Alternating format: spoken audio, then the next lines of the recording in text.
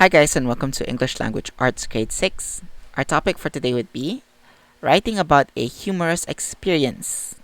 Alright, so when writing about a humorous experience, it is important that you guys be as descriptive as you can.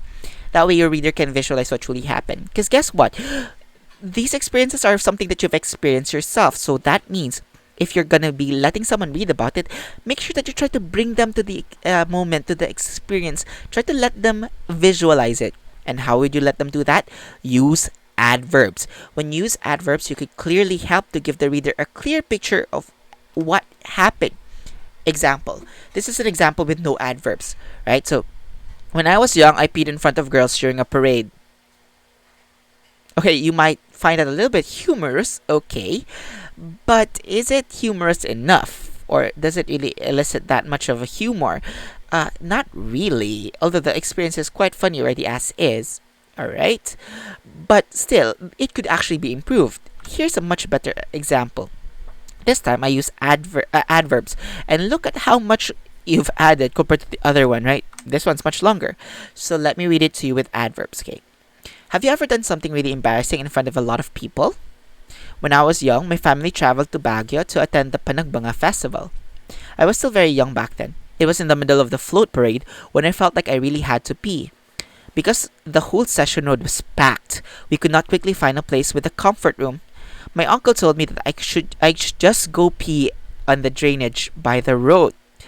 I was at a dilemma because I did not know where to face. Will I face toward the float parade where there were people walking down along Session Road? Or will I face the crowd who were watching the parade? I chose the crowd. Just as I zipped open my pants, a group of girls suddenly showed up and saw me peeing on the drainage.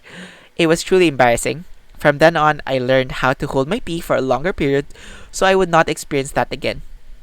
By the way, guys, this is actual experience.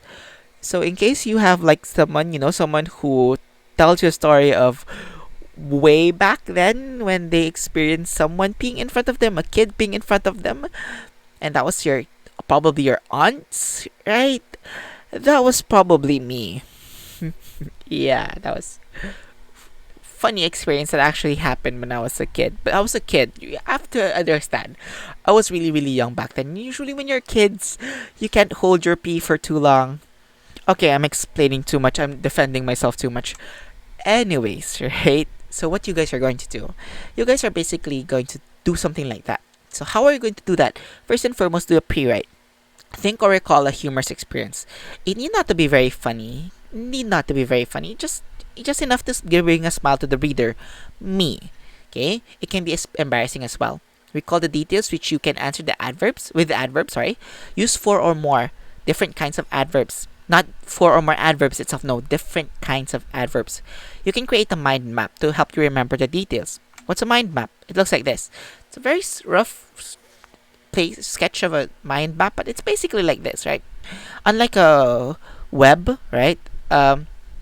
This one, a mind map, an idea web, right? This one, a mind map, it's different because here you have a line that you follow, okay? It's a map. It points you to the next one, to the next one, to the next one.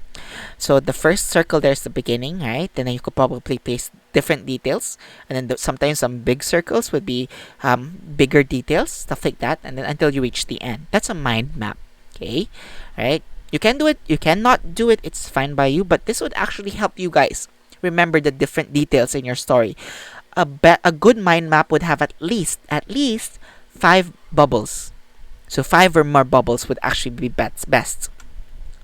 So in your draft, right, when you're done with that, go do your draft. Write 1 to 2 paragraphs. 1 to 2 paragraphs is fine about your humorous experience. Use 4 different kinds of adverbs to give your experience details. Be as descriptive as you can. And my example wasn't that descriptive. Well, because I didn't really have that much of a space, right? But probably give more details. Okay? Try to bring the reader to the moment. Alright? Okay? When you're done with that, go to your revise, right? Go to the answer these different questions like, am I able to focus on one topic only? Is there coherence in my narration? Coherence is like there's a good flow. They all agree with one another. They do not contradict one another, right? Did I omit unnecessary sentences? So stuff like, for example, what was the float that was passing by that time. In my experience, I need not to tell you that time. I can't even remember exactly what float was passing by that time. But you know, stuff like that, right? Don't replace unnecessary details. Do my subjects and verbs agree? Very important. And last, did I use four or more different kinds of adverbs? Make sure that you say yes on all of these four. And when you're done with that, go to your edit.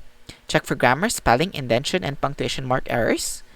And then, in your publish, write the paragraph or paragraphs in your notebooks or pad papers. Write humorous experience as the activity title and give it the title. Okay? Pass it on in Schoology or through your learning packets. Okay? Take note, activity title, humorous experience, leave one space and follow the format correctly. Alright? And that pretty much ends our topic for writing a humorous experience.